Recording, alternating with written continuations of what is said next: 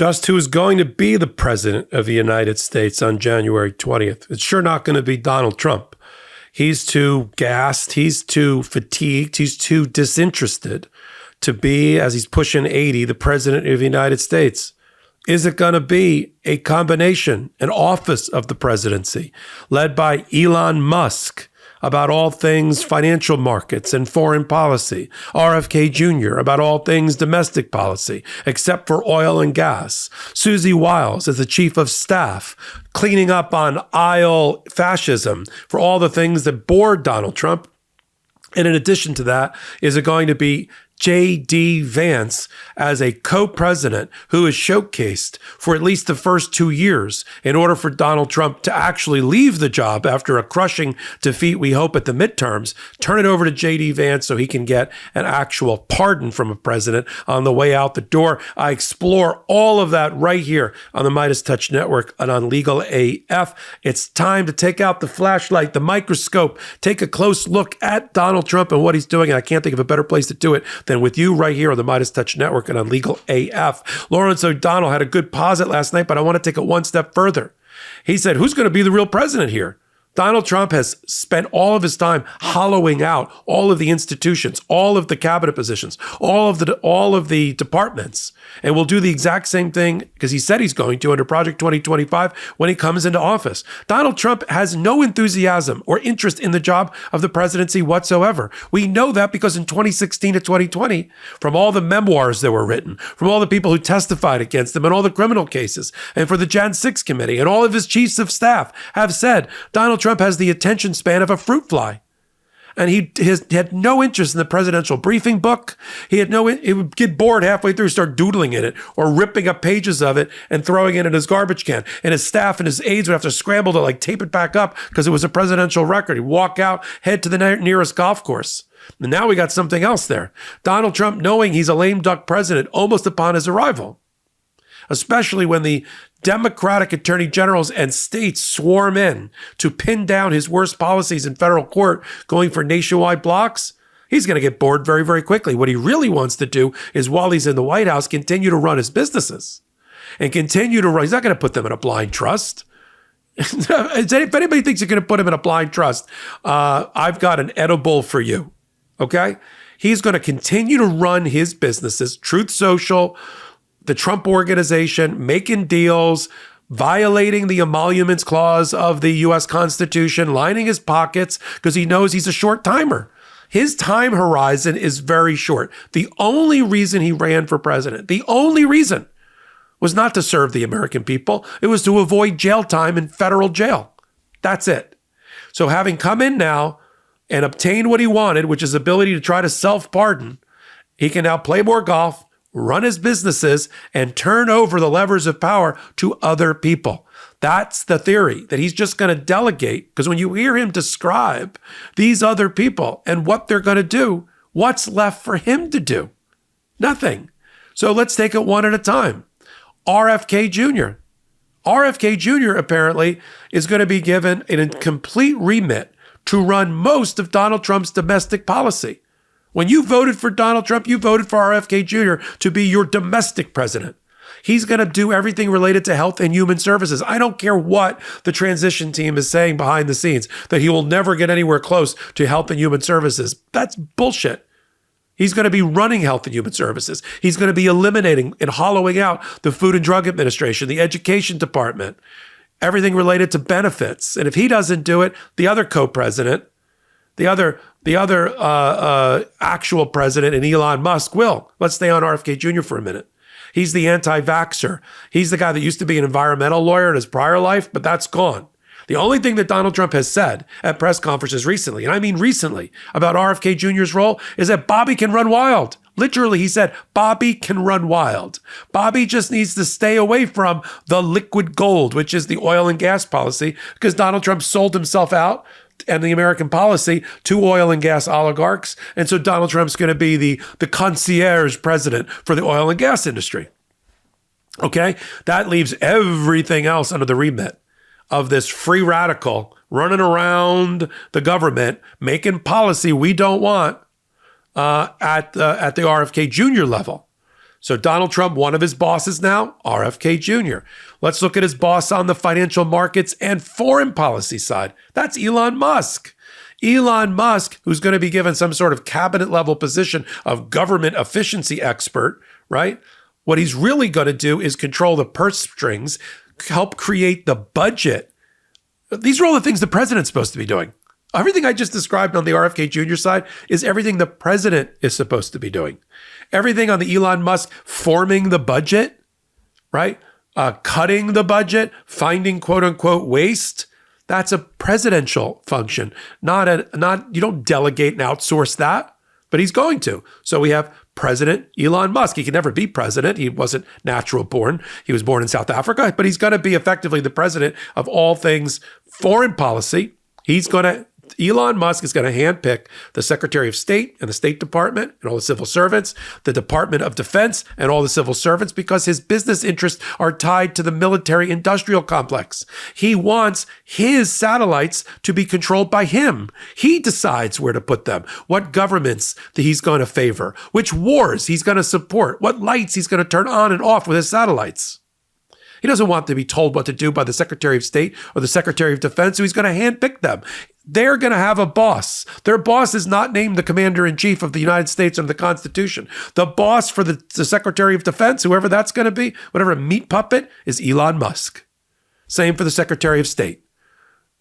Don't bother swearing fealty and loyalty to the Constitution. Just swear loyalty to Elon Musk and RFK Jr. Because once you give RFK Jr. 90% of the domestic policy, and whatever's left in domestic policy, that's just going to be Susie Wiles, the new chief of staff. They're getting a lot of press now. Oh, she broke a glass ceiling. She's the first woman chief of staff. Okay, I get it. It's hard to believe in our 250-year plus history, we've never had another woman as chief of staff. Okay. I know where she came out of, the rough and tumble politics of Florida. So did I. So Susie Wiles is going to be the cleanup on aisle fascism, the cleanup on aisle MAGA. She's going to do all the things that Donald Trump doesn't want to do, which is most of the rest of domestic policy. He's outsourcing domestic policy to Leonard Leo to pick his judges at the Federalist Society. That's going to be a Leonard Leo thing, because it's always been a Leonard Leo thing. And the Federalist Society and the Heritage Foundation picking our judges, because he's going to pick 100, 150 judges over the course of 4 years.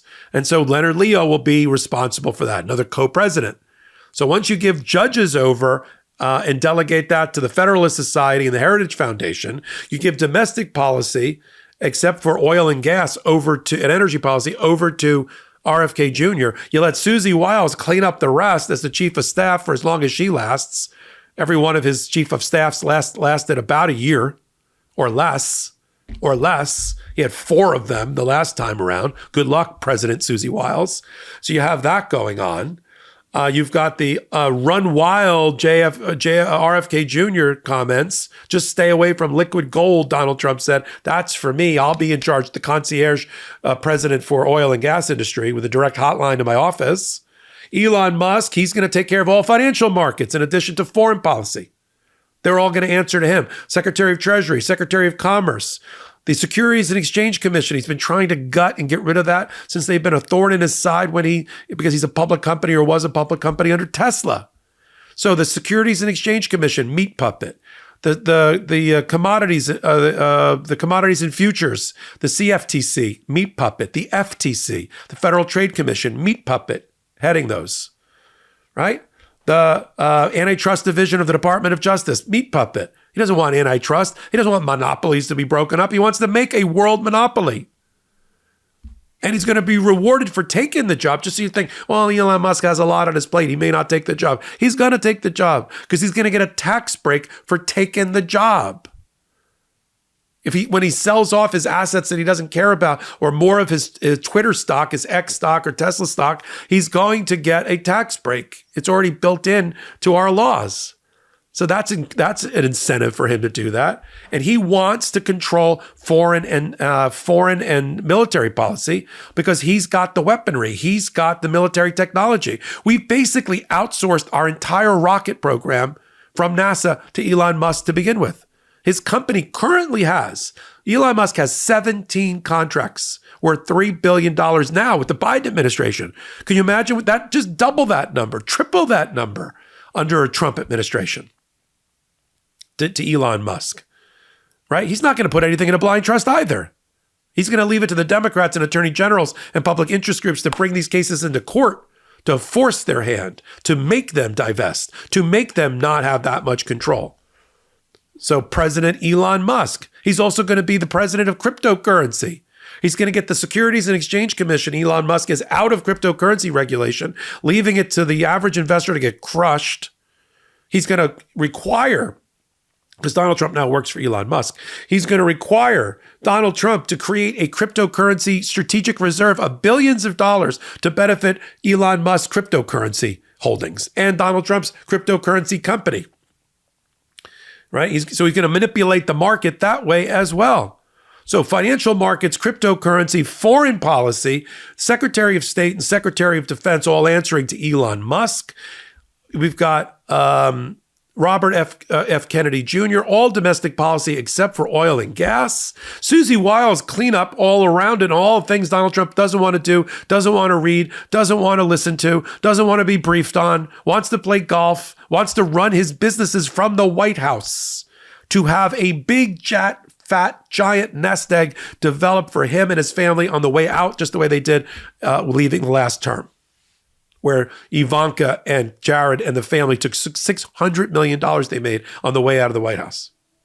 Okay? And then we go to JD Vance. Here's my theory, and I've been right more than I've been wrong. JD Vance is going to be the president of the United States before the end of 4 years. Not because I'm predicting Donald Trump's demise. I'm predicting the following. Given all that I just said about an exhausted, depleted, demented Donald Trump, who really doesn't want to be there. All he wants to get to was to get to the safe base, get to the tree, right? In this elaborate game in order to fire the special counsels, get rid of the criminal federal cases that are against him, and put a pin in the state prosecutions against him until he got out of office. And so if he gets crushed, for instance, in the midterm elections, which history tells us that the Democrats are going to regroup and crush, just like the Republicans regrouped and crushed Obama in his midterm after he swept into office. If that happens, here's what I predict is going to happen. JD Vance is going to be given immediately, within the first day or two, some big job to do. I don't know if it's like he's the czar of immigration or something else. He's going to be given some big remit that he's going to be responsible for as another co-president. Again, once we've outsourced to JD Vance, RFK Jr., Musk, and Susie Wiles, there's not much left here for President Donald Trump, is there? And Leonard Leo. And so with JD Vance, Donald Trump wants to groom him and showcase him to take over the MAGA movement when it ends, so that he's set up, right, for the next election. And one of the ways to do that and also benefit Donald Trump, because it's always transactional, is to have him step down, Donald Trump, after a crushing defeat, let's say at the midterms, turn it over to JD Vance, resign, get the pardon from JD Vance directly, so he doesn't have to worry about whether self-pardoning works or not. Have JD Vance give him the pardon, send him out the back door, let him go back to his family or whatever his excuse is going to be, back to New York with all his bundles of cash, like any person running a kleptocracy, and have JD Vance be the president for the last year. I mean, frankly, that's one of the things we thought Joe Biden should have done with Kamala Harris, to give her the presidency for the last year and let her run from that perch. That didn't happen. But I see it happening with the Republicans. Very crafty, very strategic. Give JD Vance a year or more to run the presidency and then run as the incumbent against whoever the Democrats put up. That, I think, is a very, very real possibility. And so you're going to see another co-president. Now, how all these co-presidents are going to get along because Donald Trump is going to be answering to them, I don't know. Donald Trump is not great at organization. He's not great at discipline. He's not great at running the many levers of power. We saw it in the first term. He's gotten no better this time around, where it counts. But we're going to continue to have to follow this. So I thought that hypothetical that I watched with intent with Lawrence O'Donnell and I've expanded it here with my own thinking and how to put these pieces together. It makes a lot of sense. And that means we need to work together, link arms, put our shoulders together here on the MeidasTouch Network and on Legal AF, the new YouTube channel, in order to hold Donald Trump accountable and make him as quickly a lame duck president with the inability to pass all of his major policies that are against the American will as possible. Pin him down in the court system, get nationwide blocks while Congress ties him up. Because whether the Democrats or the Republicans win Congress, it's going to be a narrow margin, which means effectively, even if the Democrats are in the minority, because the slim margin of this, 2-3 seats at most, Hakeem Jeffries is going to effectively be the Speaker of the House again. Because on anything major, right, the Republican MAGA Speaker of the House is going to have to come over to Hakeem Jeffries to get anything done. And so while the House is sort of immobilized by inaction and by being pinned down by the Democrats, that's one of their jobs. Then in the court system, we pin down the policies and the laws, right, through the secretaries of states, through the attorney generals of the various states. And then we let this other thing happen while we crush Donald Trump at midterm and get him out of there as quickly as possible. And this is a different 4-year period. There's no second term for Donald Trump. So he's got to make some other calculus here to get out and get out quickly. And we got to take advantage of that. And we'll talk about it a lot hourly here on Legal AF and the MeidasTouch Network. And until my next report then, I'm Michael Popok. You're on the right channel. You're on MeidasTouch Network. You're on Legal AF, or you should be on the new YouTube channel. Please subscribe there. Until my next contribution, I am reporting. In collaboration with the MeidasTouch Network, we just launched the Legal AF YouTube channel. Help us build this pro-democracy channel where I'll be curating the top stories, the intersection of law and politics. Go to YouTube now and free subscribe at Legal AF MTN. That's at Legal AF MTN.